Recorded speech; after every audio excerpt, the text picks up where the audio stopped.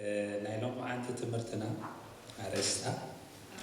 አረስታ ተሕዝዋ ቤተ መቅደስ አምላኽ ቅድስት እያ ተብላ ታረስታ ማለት እዩ። እዚያ ዝወሰድክዋ ክፍሊ ኣብ ቀዳማይ መልእኽቲ ጳውሎስ ናብ ሰብ ቆሮንቶስ ምዕራፍ 3 ቁጥሪ 16 ጀሚራ ከንብቦ እዩ። ታነ ደልያ ዘለኹ ኣብ 17 እያ ዘላ ካብ 17 ንሓንከንብባ ሓደ እኳ ነታ ቤተ መቅደስ ኣምላኽ እንተኣማሰነ ኣምላኽ ከማስኖ እዩ። ዳሕርታይ ትብላላ ቤተ መቅደስ ኣምላኽ እንታይ ቅድስት እያ ትብል ዘላ ሓፂር ጸሎት ንጸሊ እግዚአብሔር ይባረክ። ቅዱስን ዘላለማዊ ዝኾንካ እግዚአብሔር ኣምላኽ ነመስግነካ ኣለና። እግዚአብሔር ኣምላኽ ቤተ መቅደስ ኢልካ ዘንበርካዮ ቅዱስ ምዃኑ ነገርካና ኣለኻ እሞ እግዚአብሔር ኣምላኽ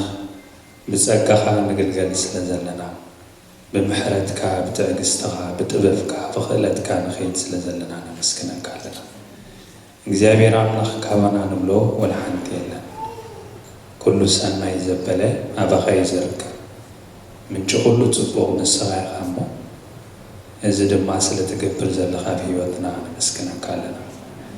እግዚአብሔር ኣምላኽ ንሕና ብድኻምና ንእመን ኢና። እቲ ናትካ መለክዒ ጽድቂ ክበጽሖ ዝኽእል ሰብ የልቦ ግናኸ ብኢየሱስ ክርስቶስ እቲ ጽድቂ ስለ ዝኾነልና ነመስግነካ ኣለና። ስለ ኩሉ ነገር ክብርን ምስጋናን ውዳሴን ግርማን ዕቤትን ኩሉ ምእዛዝን ንዓኻ ንበይንኻ ንእግዚአብሔር ይኹን ብስም ኢየሱስ ጸሊና አሜን። እግዚአብሔር አምላኽ ይመስገን። እጂ መጀመሪያ ሓንቲ ነገር ክትገብሩ ይደሊ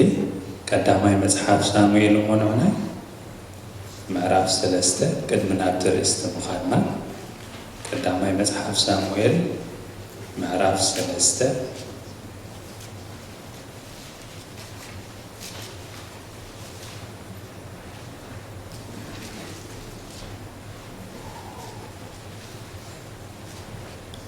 ቁጥር 19 ከንብቦ ኣብ ብሉይ ኪዳን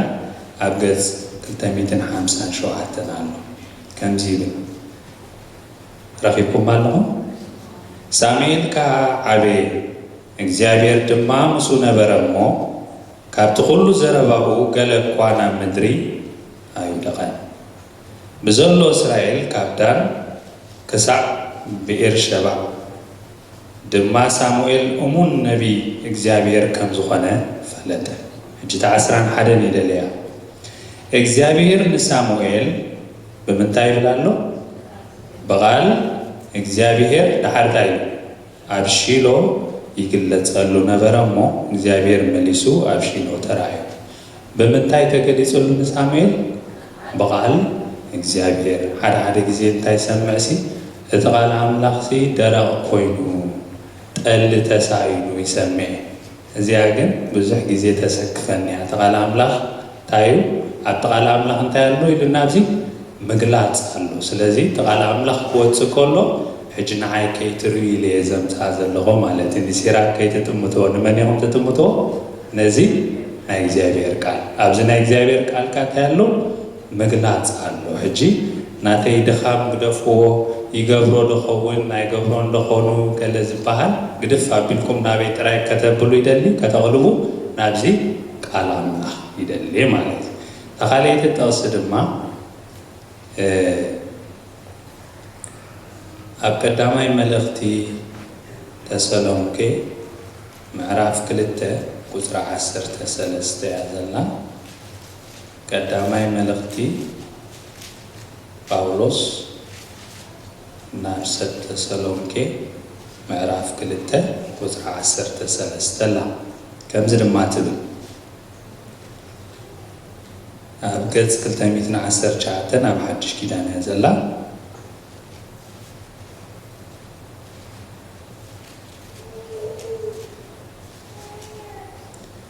ቁጥሪ 13 እንታይ ትብል? ምእንቲ ዝውን ሐዋርያ ጳውሎስ ናብ ሰብ ተሰሎንቄ መጺኡ ቁሩብ እዋን ገይሩ ኣብ ተሰሎንቄ ግን እንታይ ኢልዎም ምስ ሰበኾም ንኢየሱስ ክርስቶስ ወይ ወንጌል ምሰብኸ ምእንቲ ዝውን ነቲ ብኣና ተሰብከ ቃል ኣምላኽ ምስ ተቐበልኩምዎ ንመን ተቐቢሎሞ ነቲ ቃል ኣምላኽ እሞ ንሱ ኣባኻትኩም እተኣምኑ ዘለኹም ዝዓይ ዘሎ ኣየናይ እቲ ቃል ኣምላኽ ድሓር ከምቲ ብሓቂ ኮይንዎ ዘለኹ ቃል ኣምላኽ እምበር ከም ቃል ሰብ ስለ ዘይተቐበልኩምዎ ሕጂ ከም ቃል ሲራ ካይትቀበልዎ ማለት ከመይ ክትቀበልዎ ደሊ ከም ቃል ኣምላኽ እዚ ካባይ ይዓቢ ማለት እዩ ሕጂ ትደኻመይ እቲ ካልእ ነገራት ግድፍ ኣቢልኩም ናብዚ ክትኣትዉ ደሊ ማለት እዩ ሕራ ናብቲ ርእስና ንመለስ ቤተ መቕደስ ኣምላኽ ቅድስት እያ ኢሉ ኣብቲ ጳውሎስ ዝነበረሉ እዋን ብዙሕ ቤተ መቕደስ ነይሩ ሓደ እንታይ ነይሩ ቤተ መቕደስ ኢሎም እንታይ ገብሩ ነይሮም ንጣዖት ኣማልኽቲ ገይሮም እንታይ ገብሩ ነይሮም የምልኹ ነይሮም ሕጂ እዚ ቦታ እዚ እንታይ ቅዱስ ቦታ ኣይኮነን ሕጂ መጀመርያ እንታይ ልፈልይዋ ጳውሎስ እታ ቤተ መቕደስ ኣምላኽሲ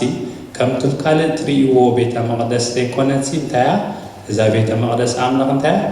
ቅድስት እያ ቅድስቲ ማለት ፍልይቲ እያ ኢልዎ ኣብቲ ካልእ ትርእይዎ ዘለኹም ቦታሲ ምስኡ ኣይተመዓራርይዎ እዚኣ ናይ መን እያ ናይ ኣምላኽ ቤተ መቕደስ እያ ኢልዎ ቤተ መቕደስ ኣምላኽ መጀመርያ ሕቶ ክሓተኩም እንታይ ማለት እዩ ዝብል ቃል ክንምልሶ ይግባእ ኣብዛ ክፍሊ እዚኣ ቤተ መቕደስ ኣምላኽ እንታይ ኢልዎም ኣሎ መንፈስ ኣምላኽ ዝሓድረሉ ኢልዎም ኣሎ ስለዚ ቤተ መቕደስ ኣምላኽ ማለት ትርጉሙ እንታይ ማለት እዩ ቤተ መቕደስ ኣምላኽ ማለት መንፈስ ኣምላኽ እንታይ ዝገብረሉ ዝሓድረሉ ቦታ ማለት እዩ ሕጂ መንፈስ ኣምላኽሲ ኣብቲ ቤተ መቕደስ ኣምላኽ እንታይ ይገብር ይሓድር ይሰፍር ማለት እዩ ኣብ መጽሓፍ ቅዱስ ክንደይ ቤተ መቕደስ ተጠቒሱሎ መጀመርያ ክርዮ ፈቱ ኣብ መጽሓፍ ቅዱስ እግዚአብሔር ኣዝዩ ጥበበኛ ስለ ዝኾነ 7 ቤተ መቕደስ ተጠቒሱሎ 7 እታ ናይ መጀመርያ ቤተ መቕደስ ኣይነት እያ ቤተ መቕደስ ናይ መን ናይ ሰሎሞን እዛ ቤተ መቕደስ ናይ ሰሎሞን ምናልባት መርትዖ ተደሊኹም ኣብ ቀዳማይ ነገሥት ምዕራፍ 5 ጀሚሩ ምዕራፍ 6 የቕረታ ቀዳማይ ነገሥት ምዕራፍ 6 ምዕራፍ 7 ምዕራፍ 8 ተንቢብኩሞ ኩሉ እዚ እንታይ ይዛረብ ብዛዕባ ቤተ መቕደስ ናይ ሰሎሞን እዩ ዝዛረብ እዛ ናይ ቤተ መቕደስ ናይ ሰሎሞን ተቐዳሚት ዝነበረት መንግስቲ ባቢሎን እንታይ ገይርዋ ደምሲስዋ ማለት እዩ ሕጂ ሓንቲ ቤተ መቕደስ ምስ ተደምሰሰት ካልአይቲ ቤተ መቕደስ ክትመጽእ ከላ ናይ ቤተ መቕደስ ለውጢ ዘሎ ዝበሃል ማለት እዩ ተዘይተደምሲሳ እታ ቤተ መቕደስ ትኸይድ ተላ እንታይ ያለን ማለት እዩ እታ ቤተ መቕደስ ትኸይድ እያ ዘላ ማለት እዩ እታ ካልአይቲ ቤተ መቕደስ ናይ ዘሩባቤል ቤተ መቕደስ እያ ትበሃል ናይ ዘሩባቤል ብመሪሕነት ዘሩባቤል እታ ቤተ መቕደስ ተጌራ ወይ ከዓ ታይልዋ ሰከንድ ተምፕል ተኻላይ ቤተ መቕደስ ይብልዎ ማለት እዩ እዚኣ ዘሩባቤል መሪሕዎም ነታ ቤተ መቕደስ ክትስራሕ ኪኢላ ማለት እዩ ሕጂ ዘሩባቤል ቤተ መቕደስ ትበሃለሉ ብኸምኡ እዩ ማለት እዩ እዚኣ ድማ ኣይተደምሰሰትን ኢየሱስ ክርስቶስ ክመጽእ ከሎ እታ ቤተ መቕደስ ነይራ ነዛ ቤተ መቕደስ እዚኣ እንታይ ገይርዋ ሄሮደስ ዝበሃል እንታይ ገይርዋ እንደገና ኣመሓይሹ ኣጸቢቑ ሰሪሕዋ ማለት እዩ ኣብ 64 ዓመተ ምህረት ብድሕሪ ሄሮዶስ ሙማቱ እታ ቤተ መቕደስ ተወዲያ ን6 ዓመት ምስ ጸንሐት ኣብ 70 ዓመተ ምህረት ድማ እንታይ ኮይና እታ ቤተ መቕደስ ተደምሲሳ መን ደምሲሶማ ሮማውያን ኣብ 70 ዓመተ ምህረት እንታይ ኮይና እታ ካልአይቲ ቤተ መቕደስ ተደምሲሳ ማለት እዩ እዚአን ክልተ ቤተ መቕደስ ሕሉፋት ቤተ መቕደስ ይበሃላ ሕጂ ኣብ ዘመን እዚ ተን ቤተ መቕደስ የለዋን ኣብ ሕሉፍ እየን ነይረን ማለት እዩ ሕጂ ዝሓለፋ ክልተ ቤተ መቕደስ ኣለዋ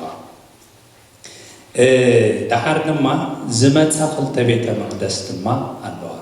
ሕጂ ክልተ ቤተ መቕደስ ናይ ሰሎሞን ቤተ መቕደስ ናይ ዘሩባቤል ቤተ መቕደስ ዝመፃ ካልእ ድማ ክልተ ቤተ መቕደስ ኣለዋ እቲ ሓንቲ መዓስያ ትመፅእ እንተኢልኩም እቲ ፀረ ክርስቶስ ኣብ ዝመፀሉ እዋን شوعة عمد عبي مكرا أبز بحللو أمتعي زفتصر انتهى له بيت مقدس أملاخ له نزل مرتعو زغنني اسكي كالاي ملغت باولوس نفس تسالونكي كالاي ملغت باولوس نفس تسالونكي معرف كلته قصر الثلاثة 4 كم بفولكم دحان كم بفولكم يعني قدم كحدت كيكونه اترؤسو أملاخ مخانون رأيه أم مقدس أملاخ كسع زغمت أملاخن قدوسنا بزبحال زبالة زتنسئن انتايلو الله أب مقدس أملاخ كسع زغمت أملاخن قدوسنا بزبحال زبالة زتنسئن زعبن سبعي عمتا يلو الله السبعي عمتا نمني نتي تسارة كريستوس جي تسارة كريستوس تشوعت عمتا بزمت أقول كيزي بيت مقدس أملاخ الله مالتي جي تسال سيتي أمتاي تخون نجارة ترى بيت مقدس أمتاي تخون نجار دما يسوع كريستوس أبز مدرن تحقبري نشح عمت منجستي كنجسيو شح عمت منجست كنجس كله بيت مقدس أملاخ الله زمنا الوقت سفح زبالة بوتايو جن كابي كتم بوت قولو هتم بيتزكي كم معرف 4 جميركم كسع معرف 4 تنزلوا تنبيكمو أبشع عمت الزخون بيت مقدس أملاخ يسوع كريستوس بسمته زلوا بيت مقدس أملاخ يتزارب دحان حنت طفل الدراي كم بقولكمي تنبيت سكيل معرف 4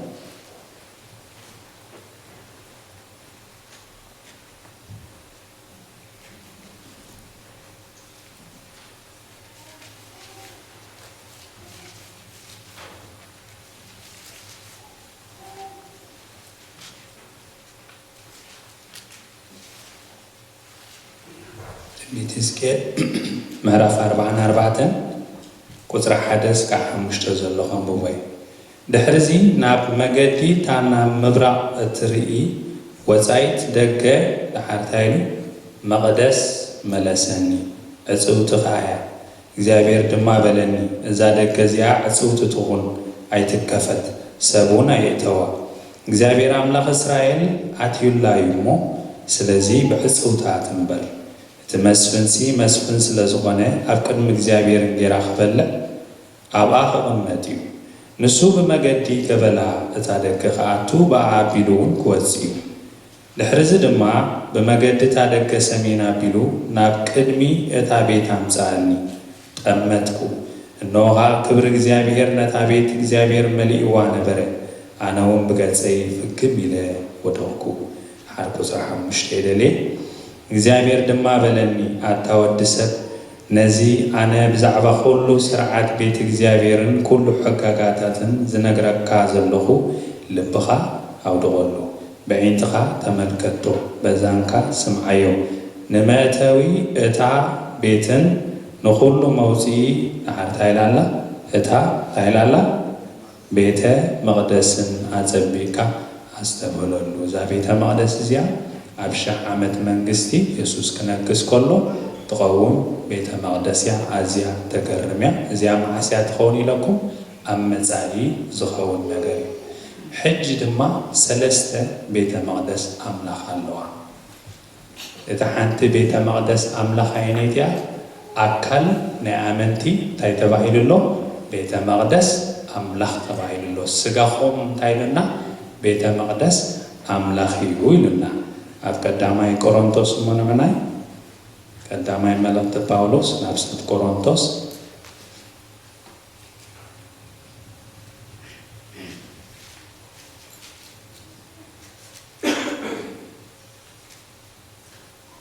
معرف شدشته قزر 19 أسران أفحادين زلوا بواقع تعديكم يخومو سجاهم دايلولو بيت مقدس اتي أبخاتكم زلو كاب أملاخ تقبلكم ومنفس قدس مخانو نيرسكمون كم زي كونودو عيد فلتونيكم سلازي بسقاهم أملاخ أخفرو نفس وكف ناي السقا أنا أمان انتايو بيت مقدس أملاخ يحجي ببقلي أماني دزارب النازل مالتي እዚኣ ሕጂ ዘላ ቤተ መቅደስ ኣምላኽ እታ ሻድሸይቲ ቤተ መቅደስ ኣምላኽ ትበሃል ድማኒ ሓውና ፓስተር ኢሳቅ እንታይ ኢሉ ኣሎ ደስ ትብለኒ ቃል ኣጽናፋዊት እንታይ ኢሉ ኣሎ ማሕበር ኣምላኽ ወይ ከዓ ዩኒቨርሳል ቸርች ወይ ኣድማሳዊት ማሕበር ኣምላኽ ክንብላ ንኽእል ኢና ኣብዛ ዓዲ ዘላ ኣብ ኩሉ ዓለም ዘላ ቤተ መቅደስ ኣምላኽ ዩኒቨርሳል ቸርች ድማ እንታይ ትበሃል ንሳ ድማ ቤተ መቅደስ ኣምላኽ ትበሃል ሕጂ ላዳ ኣላ እዚኣ ክሳዕ ጎይታ ምጽኣት ወይ ከዓ ትኸይድ እያ ማለት እዩ እዚኣ ድማ መርትዖ ቤት ንረኽባ ኣብ መልእኽቲ ጳውሎስ ናብ ሰብ ኤፌሶን ምዕራፍ 2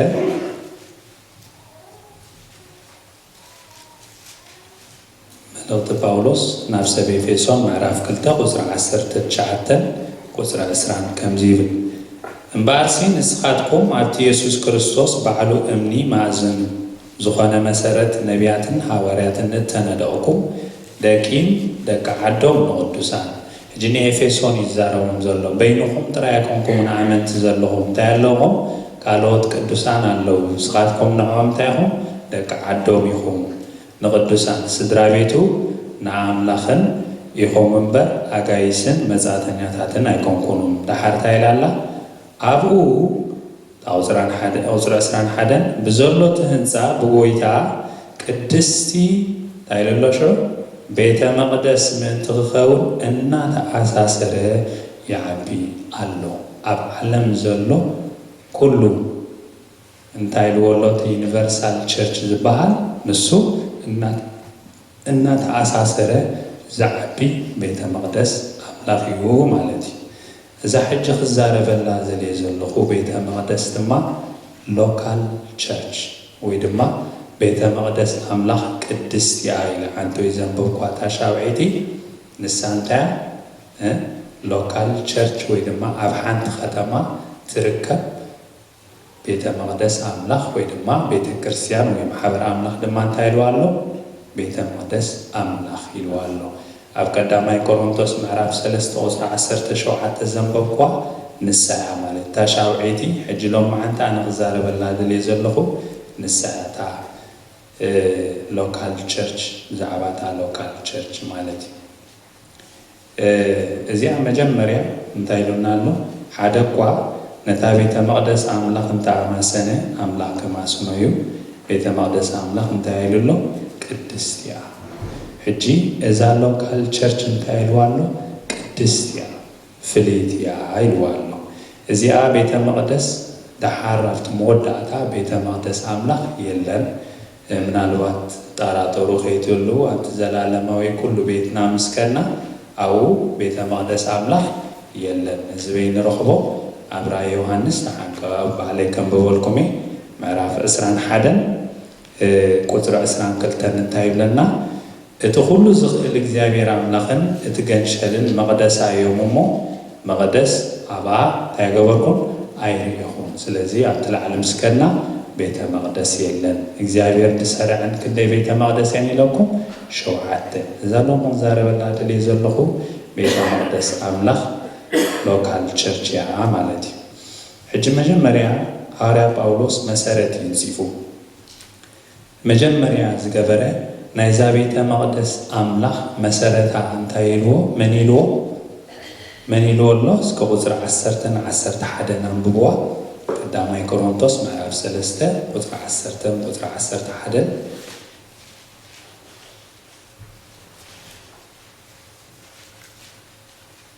እንታይ ኢሉ ኣሎ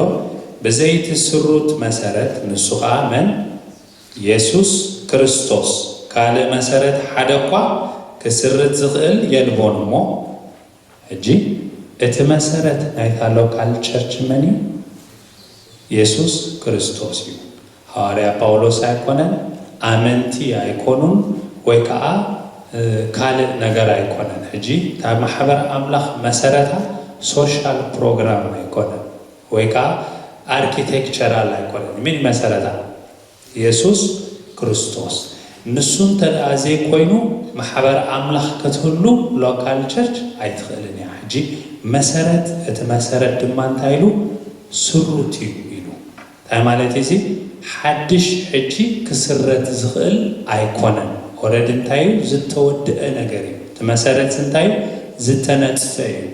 أفت مسارات أنس مسارات كوتي لوكال تشرش خجبري لوكال تشرش مصر تيلو زغل سر ولا حدا يلن تمسارات أوردي تناتيفو يسوس كريستوس مجمريا مسارات نسون تنازي هاليو كله تا محبر أملاخ تا لوكال تشرش يلان تا يونيفرسال تشرشون يلان إذ خبر كله حواري باولوس بدحري غطسلا بلون تايلو كالي مسارات حدقوا كسرت زغل يلفونمو أنا كم تتوهبن نتسقى أملاخ بالحاتنيا حانات خوينة نتي مسارات سرتكو نمن سرتكو مني مسارات لنا يسوس كريستوس ناف كورنثوس كتاما متيس يسوس كريستوس أيتفطون نيركم متين يسوس كريستوس وانجيل سبي خلقو نتي مسارات لوزولون يسوس كريستوس نجيركم نسخاتكم لما تقبلكم إذا خجبر كله خدمة كابر إسي أيقونن بمنتهى زجيريلو بتسقى أملاخ كم تتوهبني تسقى أملاخ هاريا باولوس كندي تسقى نيرو قال يوم 4 يبلو قال يوم 3 يبلو حانت كنتاني راتو نهاواريانت تسقى نيرو حجي تدرارابي تسقى نيرو بتهاوارياونت تسقى استوهبني እግዚአብሔር ሃበንስ እንታይ ገይረ ነቲ ኢየሱስ ክርስቶስ አፋሊጦኩም አጣዖት ዝነበርኩም ሰባት እንታይ ገይረኩም ኢየሱስ ክርስቶስ አምጽእ ነጊረኩም ንስኹም ካ እንታይ ገይርኩሞ ተቐቢልኩሞ እስክብታ ምዕራፍ 2 أزيا بحث لنا قال الله قصر حدا كلتن نزق أزيا أسمير الله قدامي ملاك باولوس نفس كورنثوس معرف كلته قصر حدا كلتن أحواتي أنا دم ما أكلكم كله بزي يسوع كريستوس نسخة نتتسأله حدا نجربوا كم زي فلت مدفكمو نافخاتكم كما تذكره مسكر أملاخ بقولو زربا ويس بتوقف كنجركم أي متصخون أما أكلكم سي كله كله أيدلهم من تراي كل يدلينيره يسوع كريستوس يلوه حجم مسارة مجمريا نايت هالو كال تشرش منيلنا يسوع كريستوس نتا مسارة ناي لوكال تشرش دما تسريت عمخانا يسوع كريستوس تسريت وعمخانو نجيرنا نزي آدما ጸጋ ይቦም እግዚአብሔር ከሰሩቱ ማለት ነው ኢየሱስ ክርስቶስ ከፋለጡ ቸርችታት ከቋቋሙ ዝገበሮን መኒ ነሐዋርያትን ነቢያትን እንጂ ሓደኻቶም ሐዋርያ ጳውሎስ እዩ ማለት ይድሓር ንሳዕ ኣብ ቁጥር 10-11 የዘለኹ ሓደ ካልእ ሰብ ከዓ ኣብ ልዕሊኡ ይሃንጽ ኣብቲ መሰረት ዝተሰረተ ሎካል ቸርች ናይ ቆሮንቶስ ማሕበር ኣምላኽ እንታይ ይገብር ኢሉ ኣብ ልዕሊኡ ይሃንጽ ሕጂ ኣማንቲ ታይና ንገብር ማለት እዩ ብማሕበር ኣምላኽ እንከውን ከለና መንፈስ ኣምላኽ ይሓድረና እዩ ሕጂ ብውልቂ ይኮነን ምልእቲ ማሕበር ኣምላኽ ኣብ ሎካል ቸርች ኣብ ሓንቲ ከተማ ትርከብ መንፈስ ኣምላኽ እንታይ ይገብራ ይሓድራ እዩ ድሓር ድማ እንታይ ኢሉ بالحاتن خوينا أنا مسرت كوس نفس وقف أماني أبتا محبر أملاخ زجبرو أبركتو الله تاي زجبرت أبركتو إلنا يهانز حج أتستسرته ببيولين وكابهن زين جرنا تمسرت تسريتيو حدا جزا مسرت مستسرته حرام لليون تاي تجبر عند هانزك تخيل حج أماني كله أبتا لوكال تشرش يون تايلنا أبت مسارة تسارة سنتين مقباري مهنات ومالتي حري نفس وقف قبل كله أدولا قال سبعة يكوننيلو نفس وقف أماني أبي أبتا محبر أملاخ أبلو كالتشرش زلا مالتي حجي قطر 10 تغلتها نخيد حدا قوا بلعل زا مسارة زيا ورقي برور كبر أمني أنجيتي سعري ويس حسر متسرح حجي كهندس كله أبزياء ክንሕዝ ደሊ ካህንጽ ከሎ እዚ ዝዛረበሉ ዘሎ ሓጢአት ኣይኮነን እቶም ወርቂ ብሩር ክቡር እምኒ ኢልዎም ዘሎ ኣመንቲ ወይ ድማ እቶም ዕንጨይቲ ሳዕሪ ወይ ሓሰር ኢልዎም ዘሎ ዘይኣመንቲ ኣይኮነን እንትቓል ምክንያቱ እዚ ክኸውን ዘይክእል ኣብ ቁፅሪ 15 እንታይ ኢልና ኣሎ እቲ ዕዩ እንተነደደ ግና ዓስቡ ክስእን እዩ ንርእሱ ግና እንታይ ገብር ክድሕን ስለዚ ንኩሎም ኣመንቲ እዩ ዝዛረብ ዘሎ ማለት እዩ እንታይ ደኣሉ እዚ ወርቂ ብሩር ክቡር እምኒ ዕንጨይቲ ሳዕሪ ወይ ሓሰር ኢልዎ ዘሎ እዚ እንታይ ኣብታ ማሕበር ኣምላኽ ዝገብርዎ ነፍሲ ወከፍ ኣማኒ ዕዮ ዘመልክት ማለት እዩ ሕጂ ኣብዚ ተዳ ጽቡቕ ጌርና ርኢናዮ ሰለስተ ዓይነት ዕዮ ከም ዘሎ ንርኢ እቶም ሓደ ዝጠቅም ዕዮ ኣብቲ ማሕበር ኣምላኽ ዝዓዩ እዩ እዚኦም ድማ ብምንታይ ምሳሌ ተመሲሎም ኣለው ወርቂ ብሩር ወይ ከዓ ክቡር እምኒ ብኡ ገይሮም እንታይ ዝገብሩ ዝሃንፁ እዚኦም እንታይም ዝገብሩ ዝጠቅም ዕዮ ዝዓዩ ማለት እዩ እቶም ካልኣይ ድማኒ ሳዕሪ ዕንጨይቲ ሳዕሪ ሓሰር ኢልዎም ዘሎ ድማ ዘይጠቅም ዕዮ ኣብቲ ማሕበር ኣምላኽ ዝዓይዎ ክልቲኡ ዕዮ እዩ እቶም ሓደ ዝጠቅም ዕዮ ዓዩ እቶም ካልኣይ ድማ ዘይጠቅም ዕዮ ይዓዩ ድሓር እዚኣ ክገልጸልኩም እንታይ እዩ ዝጠቅምን ዘይጠቅምን ማለት እዩ እቶም ሳልሳይ ድማ ኣብታ ቁፅሪ 17 ዕዮ ይዓዮም ዕዮም ግን እንታይ እዩ ነታ ማሕበር ኣምላኽ እንታይ ንምግባር ንምምሳን ወይ ድማ ንምፍራስ ሕጂ ኣማሰነ ኢልዋ ዘሎ ኣብታ ቁፅሪ 17 ብሰለስተ ትርጉም እያ ትትርጎም ምዕናው ምምሳን ወይ ድማ ሳልሳይ ድማ ኮራፕት ምግባር ምብልሻው እዩ ዝገልጽ ሕጂ ሰለስተ ዓይነት ዓየይት ኣለዉ ኣብ ላዕሊ ጠቒሶም ዘሎ ርግፀኛታት ኢና ብዛዕባ ኣመንቲ እቶም ዝጠቅም ዕዮ ዝዓዩ ዘይጠቅም ዕዮ ዝዓዩን ኣመንቲዮም እዞም ሳልሳይ ኣማሰንቲ ኢልዎም ዘሎ ዕዮ ዝዓዩ ግን ዝደሓኑን ዘይደሓኑን ምዃኑ ኣይገለፀን ኣይንፈልጥን ኢና ብዛዕባ እዚኣቶም ማለት እዩ ሕጂ እንታይ እዩ ዝጠቅም ዕዮ ሕጂ ኣብ ወንጌል ማቴዎስ ምዕራፍ 6 ንከይድ ኢና ወንጌል ማቴዎስ ምዕራፍ 6 ኣብታ ማሕበር ኣምላኽ ዝጠቅም ዕዮ ጌርካ ክትሃንጽ ትኽእል ኢኻ ዘይጠቅም ዕዮ ጌርካ ድማ ክትሃንጽ ትኽእል ኢኻ ማለት እዩ ሕጂ ቁፅሪ 1-2 ወንጌል ማቴዎስ ኣራይ ምዕራፍ 6 ቁፅሪ 1-2 ካብ ታሕቲ እውን ክንወርድ ኢና እንታይ ኢሉ ኣሎ ጽድቅኹም ኣብ ቅድሚ ሰብ ምእንቲ ክትረኣዩ ከይትገብሩ እንታይ ገበሩ ተጠንቀቑ እንተዘይኮነስ ኣብታ ኣብ ሰማያት ዘሎ ኣቦኹም ሓስቢ የብልኩምን ሕጂ ነዚኣቶም መራሕቲ ሃይማኖት ዝነበሩ እቲ ግዜቲ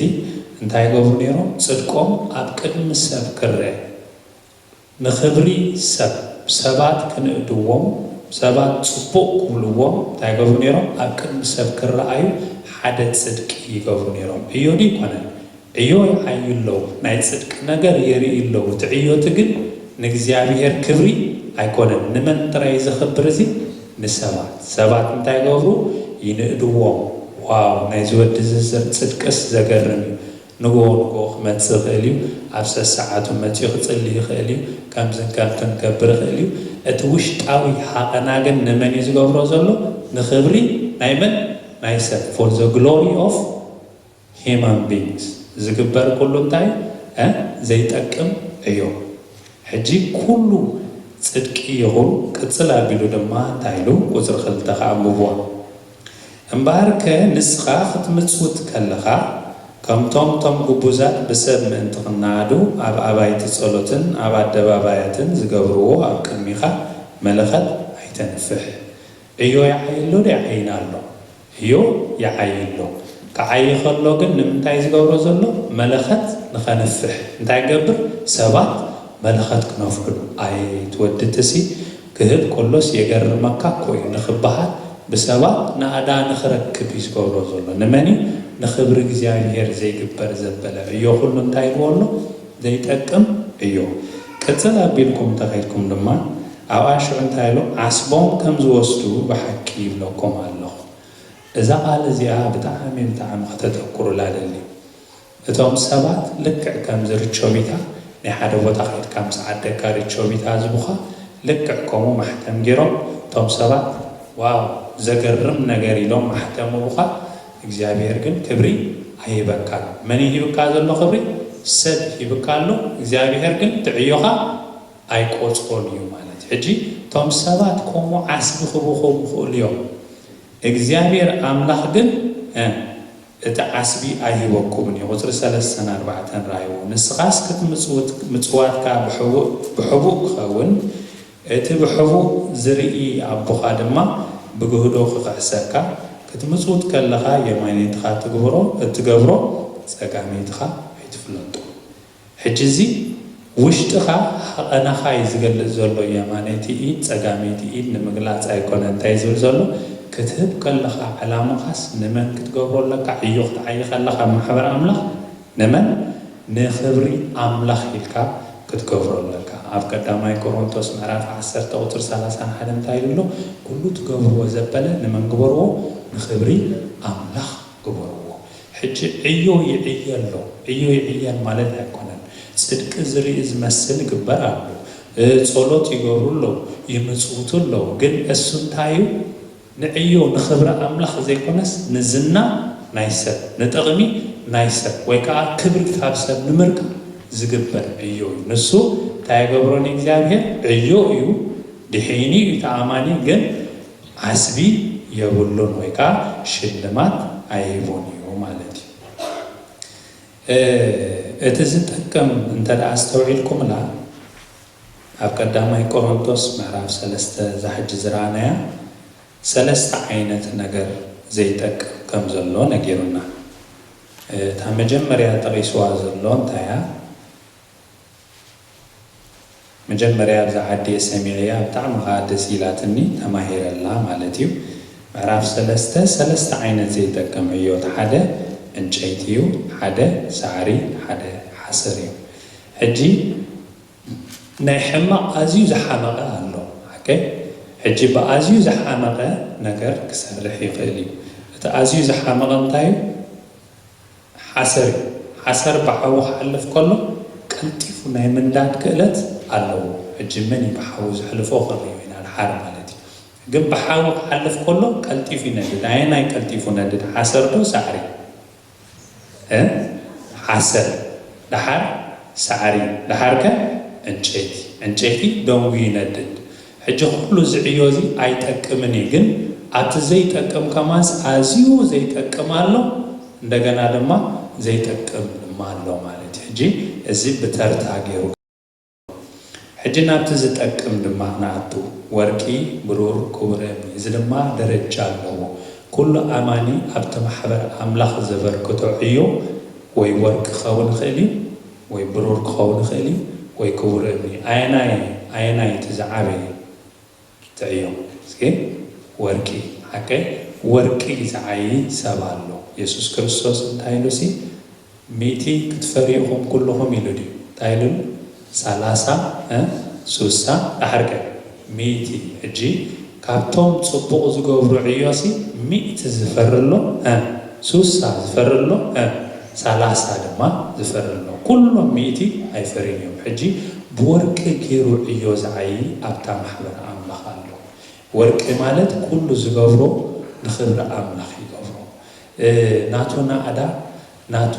ከምዝን ከምትን ጥቕሚ ረብሓ ካልእ ነገራት ዝተሓሓዝ ዘይብሉ ንመን ጥራይ ይነብር ንኽብሪ ኣምላኽ ነብር እዚ ዓይነት ሰብ እንታይ ኢልዎ 100 ብወርቂ እንዳሃነፀ ዝኸይድ እዩ ማለት እዩ እቲ ካልኣይ ድማ ጽቡቕ እዩ ሕማቕ ኣይኮነን ብብሩር ግን ዝነድቕ ካብቲ ወርቂ ግን ቁሩብ እንታይ እዩ ንእስ ዝበለ እዩ ማለት እዩ እቲ ሳልሳይ ድማ ብኽቡር እምኒ ኮይኑ ካብቲ ወርቅን ብሩርን ዝነኣሰ እዩ ማለት እዩ ሕጂ ነዚ ወርቂ እዚ ነዚ ክቡር እምኒ እዚ ነዚ ብሩር እዚ ወይ ነዚ ዕንጨይቲ ሳዕሪ ሓሰር ኢሉ ዕዮ ናይ ኣመንቲ ኣብታ ማሕበር ኣምላኽ ዝብሎ ዘሎ መን እዩ ዝምክሮ ወይ ከዓ ዝፍትኖ እንተደኣ ኢልና ኢየሱስ ክርስቶስ ቁጥሪ 13 ራእዩ ሕጂ ታመዓልትቲኣ ብሓዊ ክትግለጽ እያ እሞ ክትቆልዖ እያ ዓይነተ መዓልቲ ኢየሱስ ክርስቶስ ኣብ ዝመጸሉ ጊዜ ናይ ኩሉ ኣማኒ ዕዮ ታገብሮይ ብሓዊ ክሕልፎ እዩ ብሓዊ ክሕልፎ ማለት ነቲ ሰብሲ ብሓዊ ይሕልፎ ማለት ኣይኮነን ንምንታይ ነቲ ዕዩኡ እንታይ ይገብር ብሓዊ ይሕልፎ ብሓዊ ክፈልጦ ክሕልፎ ከሎ እንታይ ክትግበር እያ ክትቆልዓ እያ ሳዕሪ እንተኾይኑ እቲ ዕዩ እንተኸውን እዩ ክነድድ እዩ ትሕዘኑ ኣለኹም ዶ ሓሰር እንተኾይኑ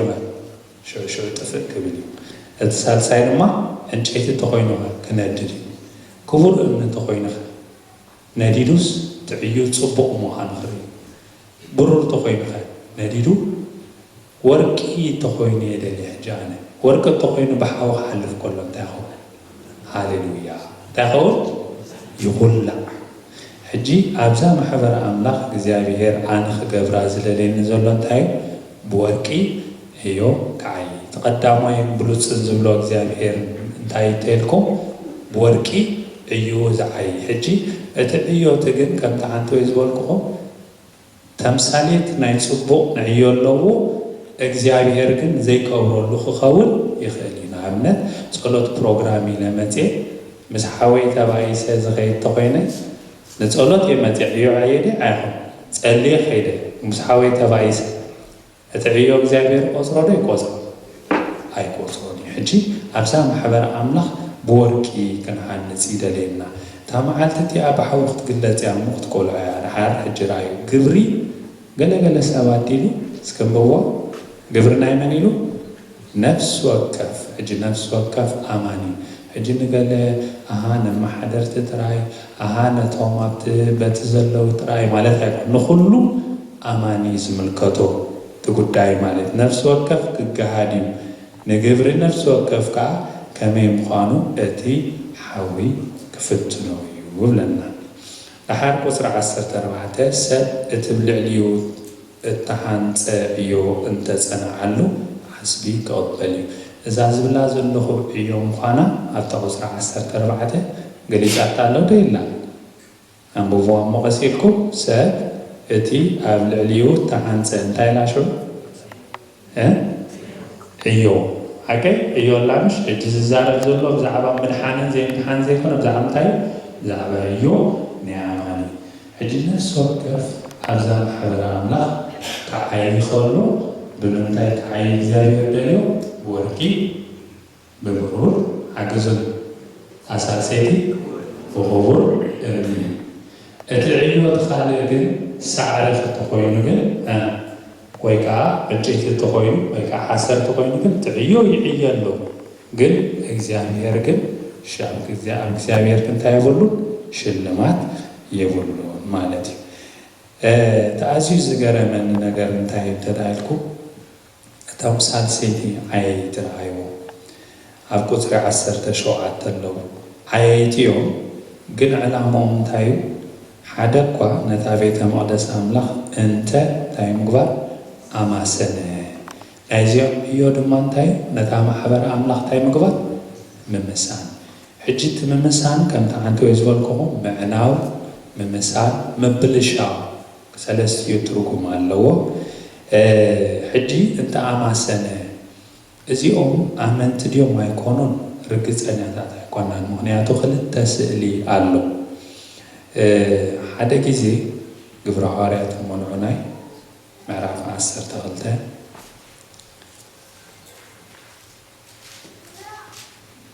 ግብረ ሐዋርያት ምዕራፍ 12 ከም ዝብል ቃል ነንብብ ካብ ቁፅሪ 1 ማለት እዩ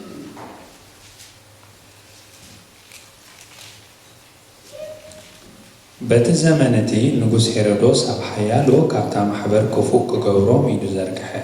ንያዕቆብ ሓዊ ዮሃንስ ከዓ እንታይ ገበሮ ኣሰየፎ እዚ ንኣይሁድ ባህ ከም ዘበሎም ምስ ረኣየ ድማ ወሲኹ ንጴጥሮስ ሓዞ ቅነ በዓል ቅጫ ከዓ ነበረ ኢሉ ሕጂ እዚ ሄሮዶስ ንኸሐጉስ ነቶም ሰባት ኢሉ ዝገበሮ ነገር እዩ ተሐጒሶም ምስ ረኣየ መጀመርያ እንታይ ገይርዎ ሄሮዶስ ኣማኒ ድዚ ኮነን እዚ ኣማኒ ኣይኮነን ግን ንማሕበር ኣምላኽ እንታይ ገብራሉ የማስን ኣሎ ዶ የማስን ኣሎ የማስን አለው ሕጂ ነቲ ዘማሰነስ እንታይ ገብሮ ኢሉ እግዚአብሔር ኣነ ከማሱነ ጀም ጥንቃቅ ይግባእ ማለት እዩ እዚኣቶም ዘይኣማን እንተኮይኑ እዚ ሄሮዶስ ክመውት ከሎ ብዘገርም ዓይነት ኣማውታ ከም ዝሞተ ንርኢ ቁፅሪ 23 መውሩድ በሉ ላይ እንታይ ይብል ክብሪ ንኣምላኽ ስለዘይሃበ ድማ ብእቡ መልኣክ እግዚአብሔር ቀዘፎ እንታይ ኮነ ሓሲኹን ሞተ ሕጂ እንታይ ገይርዎ ማለት እዩ እቲ ዝገብሮ ዘሎ ነታ ማሕበር ኣምላኽ ከማሰን ኢሉ ዘይኣማኒ ክትስእ ከሎ እግዚአብሔር እንታይ ገብሮ የማስኖ ወይ ከዓ ግብረ መልሲ ናይ እግዚአብሔር ካብ ናይ እግዚአብሔር ኢድ ፍርዲ ናይ እግዚአብሔር ይቕበል ማለት እዩ ኣማንቲ እንተደኣ ኮይኖም እቶም ኣማሰንቲ ኢልዎም ዘሎ ድማ መን ክንወስድ ንኽእል ሃናንያን ሰጲራን ኣመንቲ እዮም ነይሮም ኣሚኖም ሲ ኣብ ግብረ ሐዋርያት ምዕራፍ 5 እንታይ ገይሮም እንታይ ገይሮም እስከነበናይ ግብረ ሐዋርያት ምዕራፍ 5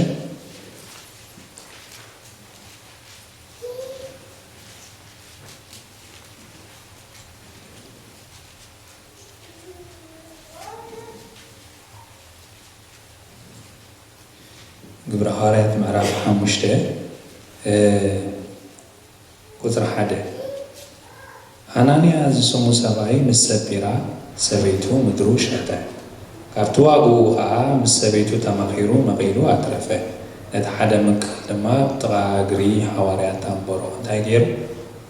እግዚኣብሔር ኣይትግበር ኢልዎ ድዩ እቲ ምቃል ከተርፍ ክእል ዶ ነይሩ ፀገም ኣይነበሮን ሓቂ ከተርፍ ክእል ነይሩ ደልዩ ግን ድሓር ቀፂልና ጴጥሮስ ከዓ በል ሃናንያ ንመንፈስ ቅዱስ ክትሕሱ ካብ ዋጋታ ምድሪ ከዓ መቒልካ ክትሓብሲ ስለምንታይ ሰይጣን ንልብኻ መለኦ ከይተሸጠስ ናትካ ዶ ኣይነበረን ምሸጥካዮ ሳቢድካ ዶ ኣይነበረን ከመይ ጌርካ ኸ ነዚ ነገር ዝብልባኻ ሓሰብካ ንኣምላኽ እምበር ንሰብ ይሓሱኻ ሃናንያ ዝቓል እዚ ምስ ሰምዐ ወደቐ ነፍሱ ከዓ ወፀት እቶም እዚ ድሰምዑ ዘበሉ ኩሎም ከዓ ኣዝዮም ፈርሁ ኣግባዝ ድማ ተንሲኦም ገነዝዎ ተሰኪሞም ኣምሲኦም እውን ቀበርዎ ኮነ ድማ ድሕሪኡ ኣስታት 3 ሰዓት ኣቢሉ ሰበይቱ እቲ ዝኾነ ከይፈለጠት ኣትወት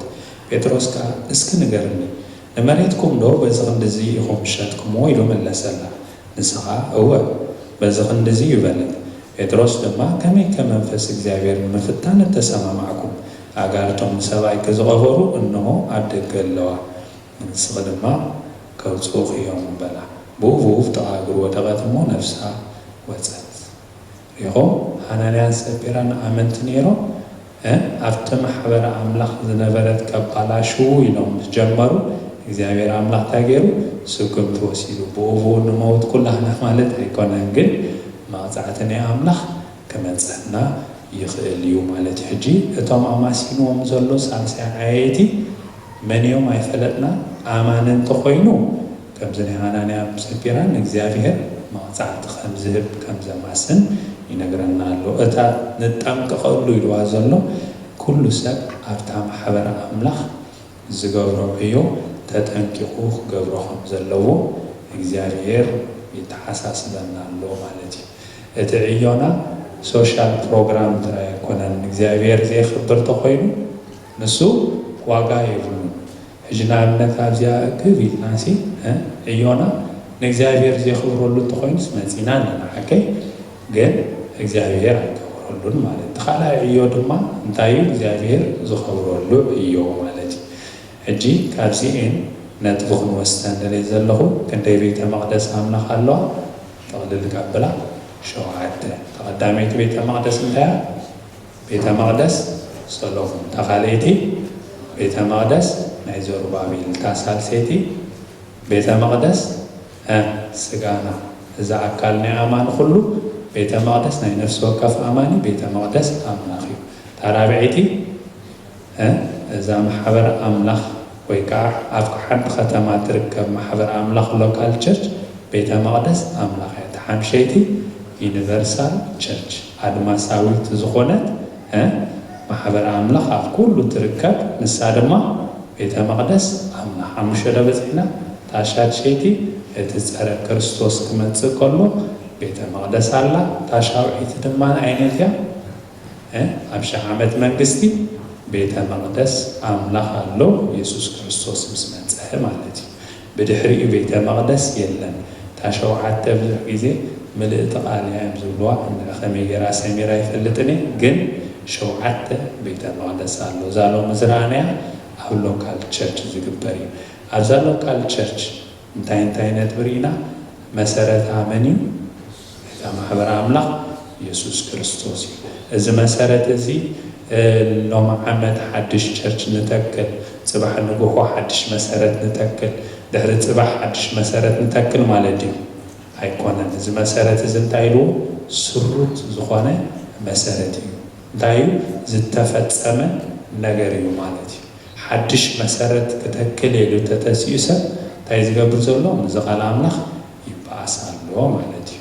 ሕጂ ኣብዚኣ ድማ ሰለስተ ዓይነት ዓየይቲ ከም ዘለዉ ርኢና እቶም ሓደ ዓየይቲ እንታዮም ዝጠቅም እዮ ዝዓዩ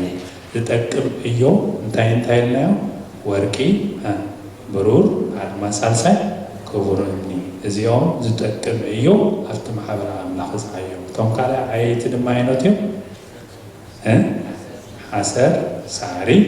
ዕንጨይቲ እዚኦም ድማ ዘይጠቅም እዮ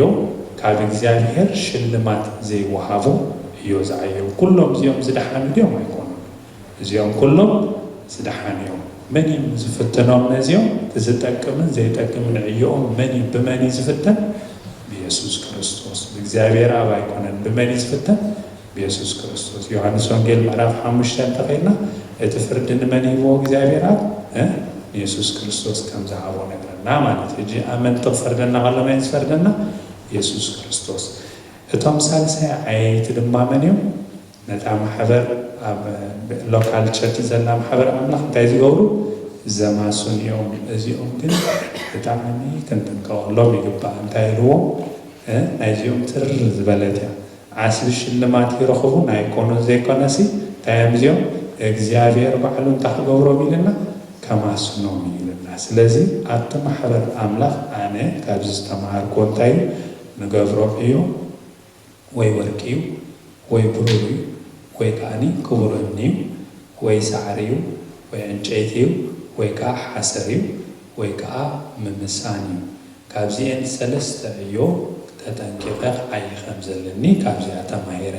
ንዓኻትኩም ይገርፎ ከምዝን ከምትና ይብልን ነብስቖም ፈትሽዋ ማለት እዩ እታ ምፍታን ንብላ ዘሎ ኩሉ ሰብ ክግለጽ ብሓዊ ምዃኑ ድማ ይነግረና ኢየሱስ ክርስቶስ ኣብ ምጽኣቱ እዚ ነገር እዚ ከም ዝኸውን ይነግረና እዚኣ ዘላ መልእኽቲ ጎይታ ይባርኽኩም እግዚአብሔር ይመስገን ሓንሳ ደው ኢልና ክንጸልይ ኢና እሞ